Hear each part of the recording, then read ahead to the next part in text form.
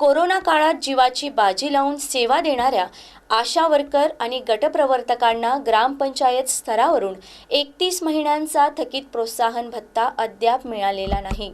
यासह विविध प्रलंबित मागण्यांसाठी आयटकच्या नेतृत्वाखाली गडचिरोली जिल्हा परिषद कार्यालयावर हजारो आशा व गटप्रवर्तकांनी धडक मोर्चा काढून तीव्र निदर्शने केली।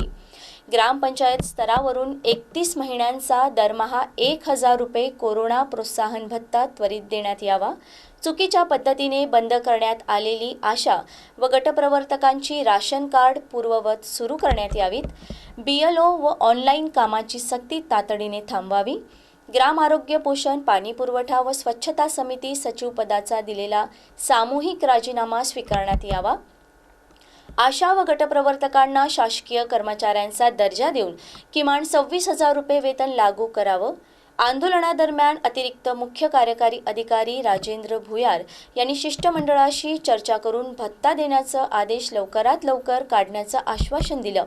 दरम्यान मागण्या मान्य न झाल्यास 10 ऑगस्टला देशव्यापी जेल भरो आंदोलन करण्याचा इशारा आयटकचे राज्य सचिव विनोद झोडगे यांनी दिला आहे। या मोर्चात मोठ्या संख्येने महिला कर्मचारी उपस्थित होत्या।